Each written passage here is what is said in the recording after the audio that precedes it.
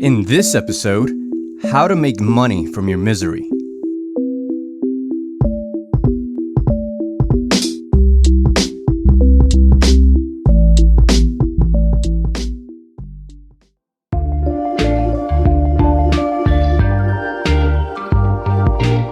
You can't get breakthrough results by doing things the same old way. Success in business only comes from fresh solutions. This show brings you the stories of entrepreneurs who did it their way so you can embrace doing it your way and build your own thing.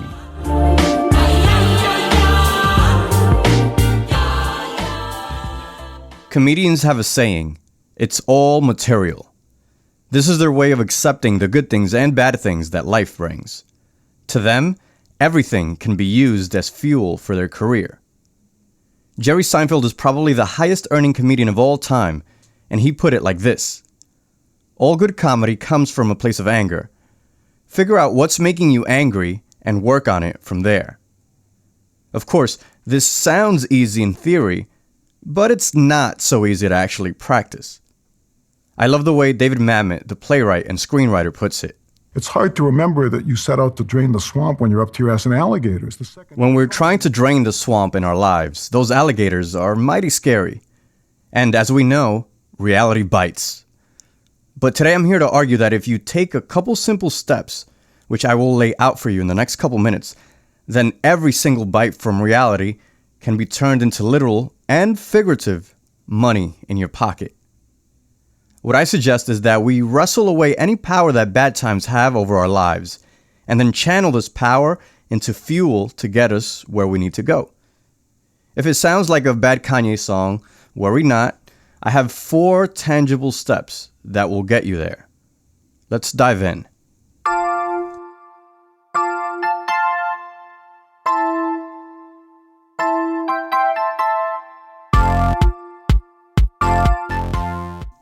The artist Saul Steinberg said we should just make shit and not worry about how good we are at it.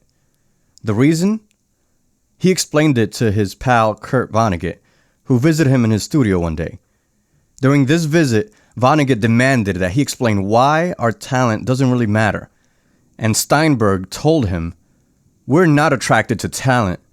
What we really respond to is the artist's struggle against his or her limitations." These limitations are sometimes a lack of tools or ingredients. If you'll forgive me for bringing in an example I've used before, let me call to your attention the entrepreneur, Sara Blakely. She's the founder of Spanx and a self-made billionaire. Her goal wasn't to become one of the richest women in the country. She was just a traveling salesperson in Florida offering copy machines. Her problem was that she had to wear pantyhose for work, but hated how the seam at the feet looked with open-toed shoes. This is how she described her breakthrough story in an interview with CNN. Feel good. And one day, in a frustrated moment, couldn't figure out what to wear under my white pants, like so many women, I cut the feet out of control top pantyhose and threw them on under the pants, and they worked perfectly. They created the perfect canvas. They didn't leave any lines. I smoothed everything out, but they rolled up my legs all night. And so I said, I got to figure out how to make this stop comfortably below the knee and create a whole new type of undergarment for women that was in between traditional underwear that we had to choose from and the heavy-duty Shaper's girdles. Today's business people understand a proven concept. Don't make a half-assed product. Make a half a product. That's what Sara Blakely did. She took away parts from a complete product and made it work better. The limitations opened up a whole new market. But more often, the struggle against limitations is simply a person whose goals are constantly trampled by life's circumstances.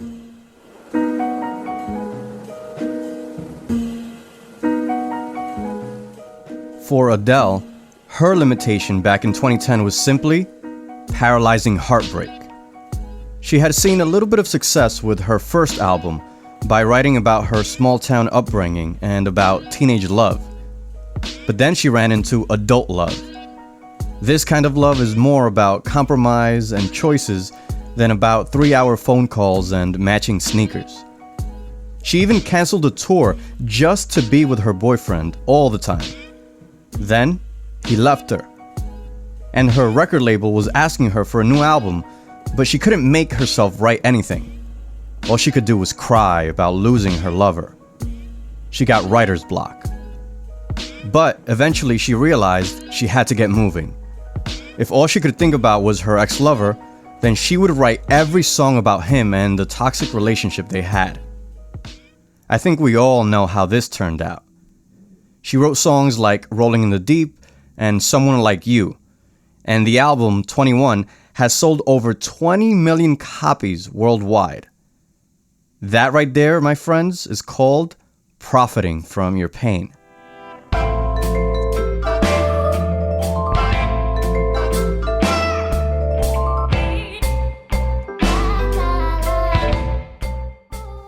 Ryan Holiday is today's most popular figure on Stoic philosophy. The main thing you need to know about this form of philosophy is contained in a simple statement. You can't control what happens to you.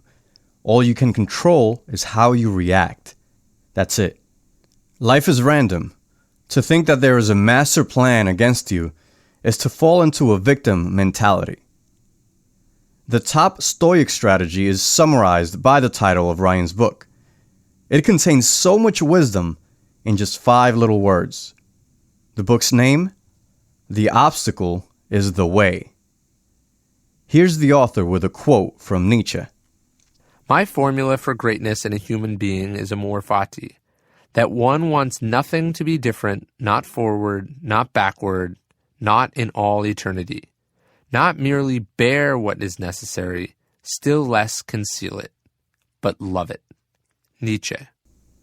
That needs very little explanation, but it's so powerful that it has to be reemphasized. The thing that you think is holding you back from your goals at this stage, that very same thing is actually the path to achieving your goal. That leads us back to the concept of limitations. If you're a painter and your limitation this month is that you ran out of all colors except red and white, well, your struggle with making a piece called Shades of Red could potentially be your ticket to fame. If you're a single parent, or you're widowed, or were in a terrible car accident, or are going through anything that seems to be pushing your head underwater, guess what? There are tons of people that are going through similar things and need guidance, or they just want someone to talk to. You can find purpose by helping them, and if you so choose, there's money in it too. In my previous jobs, I've noticed that I'm pretty mediocre at most things. Where I really shine is when things go wrong, when the team is shorthanded, or when someone messed up the document, or when the boss gets a shorter deadline. Those are the moments I make an impact. And those are the ones that bring job promotions.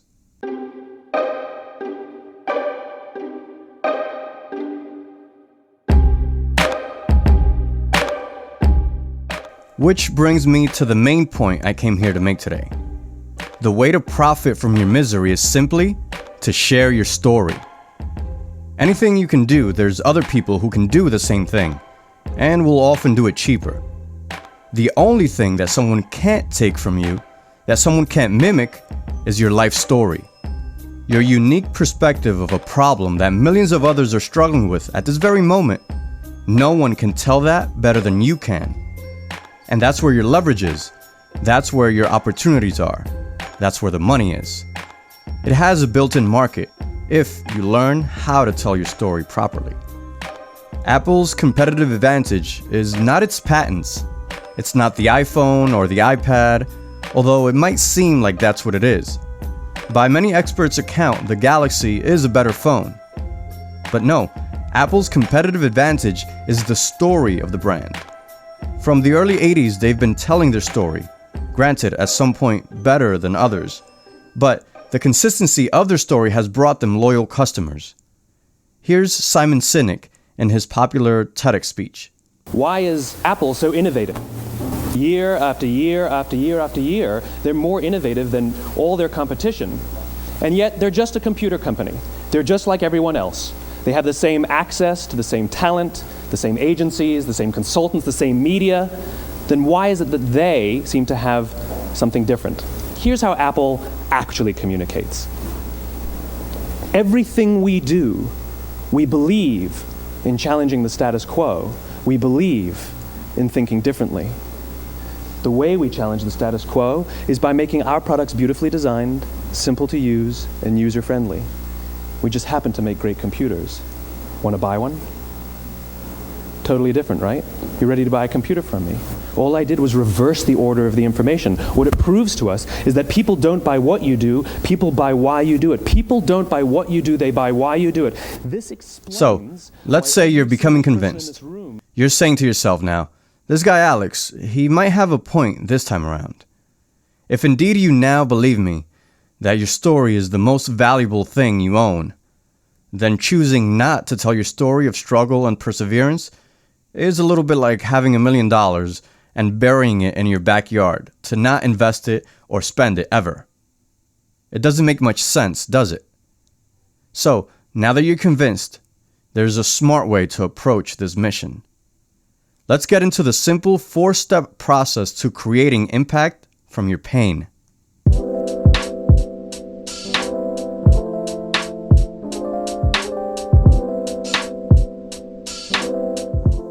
Step number 1, pick your medium.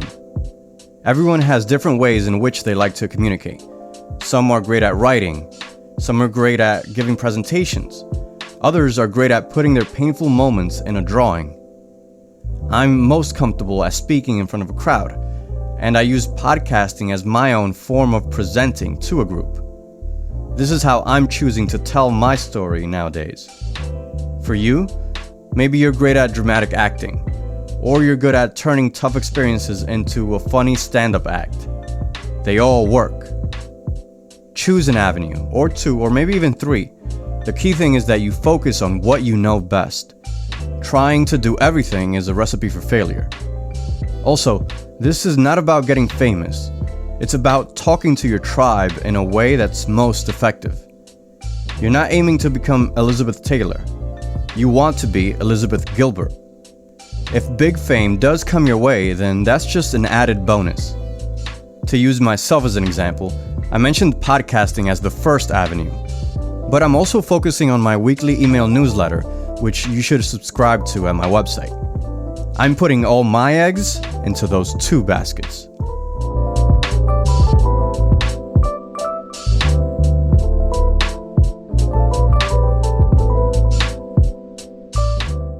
Step number 2, a daily journal. I recommend you keep a journal. It can be a physical one or just an ongoing note on your phone. You don't need to write a lot. You don't even need to write in complete sentences, although I do advise that you do that. The important thing is that each day you write down your struggles and your goals. Remember, the obstacle is the way. Until you name the obstacle, you can't walk on it, and you can't tell your story properly. There's actually an added benefit of journaling. On Wednesday, I read a science-based article called "Writing About Your Life Can Help Your Self-Esteem." I'll be sharing the link on my newsletter this Friday because you should really read it. They studied a random group of elderly folks and noticed that the ones who write about their life see an increase in their self-esteem. The scientists think it's because writing about your life gives you some feeling of control over it. More study into this is needed, but life is too tough to leave any self-esteem on the table.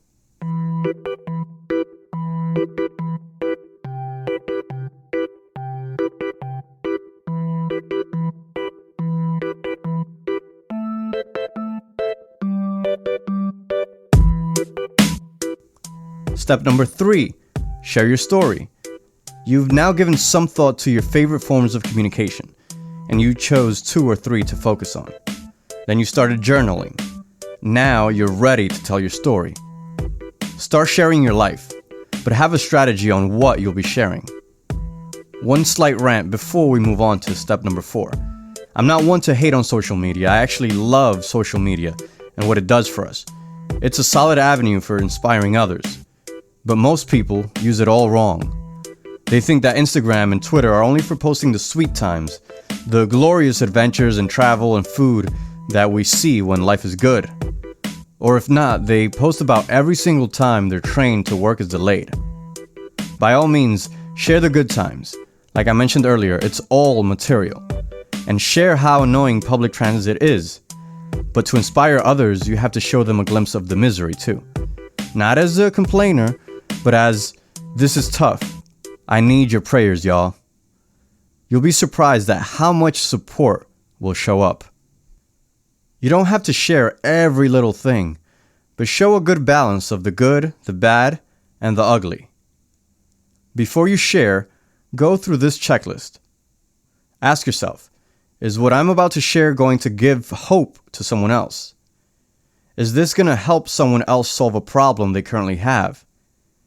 Is it going to help someone out there feel less alone? Is this going to help someone get to know me better and trust me more?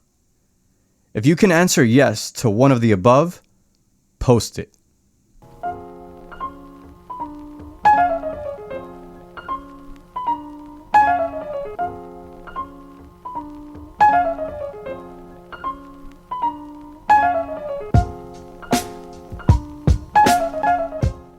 And finally, step number 4. When you see the opportunity, or when asked, help. We've reached the final frontier, where all the magic happens. By following the first 3 steps, you're going to get really good at telling your story. Trust me, at first, you'll hear crickets. It's going to feel like nothing's moving. But change is a funny thing. It happens slowly at first, then all at once. You're going to hit a tipping point, and people will start coming to you for advice or for help. You'll feel like an imposter at first, but no, others know exactly what you can help them with. They know what you're good at. Because they've followed your story, they will trust you more than even you trust yourself. To them, you're the real deal. Believe them. And then help them. Now, a word of caution. I'm not saying to become a fool and let others take advantage of you. You can't help much if your own cup is empty.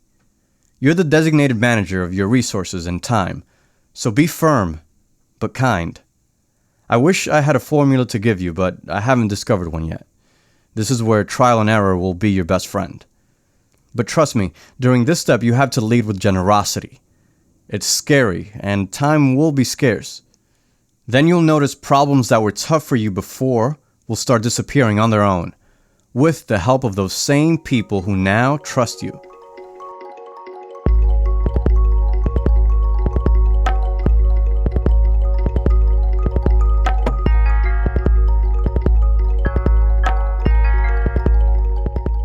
To repeat the steps, first, pick the avenues you'll use to tell your story. The arts help. So does the internet and social media. Don't try to do everything at once. Second step, journal every day. Figure out what your struggles really are and find out where you want to go. Third step, share. Not everything, but a good balance of the good, the bad, and the ugly. Fourth step, help. The opportunities will present themselves. Be as generous as time will allow, but not more. The beautiful thing is that it's all material. When things are good, great, share that. When things are bad, it makes the story even better. By sharing your story, you now own your suffering, so it doesn't own you. Keep telling your story. You'll get where you need to go.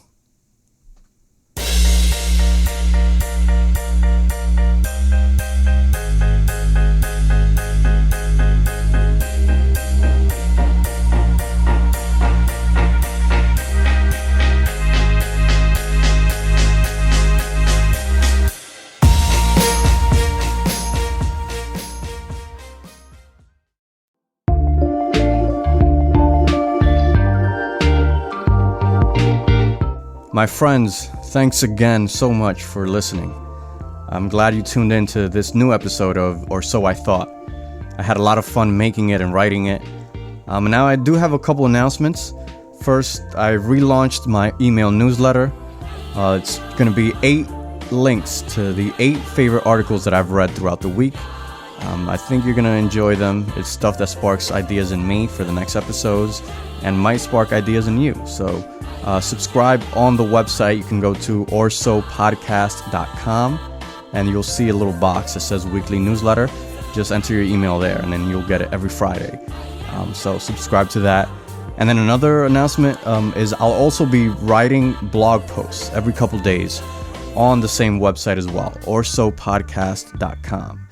These are just shorter pieces that might not necessitate a full episode for the podcast, but still interesting stuff that might then later on make its way onto the podcast. But you should still read it. I'm going to be sharing about my process, my equipment, interesting people that I come across, stories, whatever have you. So check out the website every now and then. That stuff won't be really announced. It'll just be there.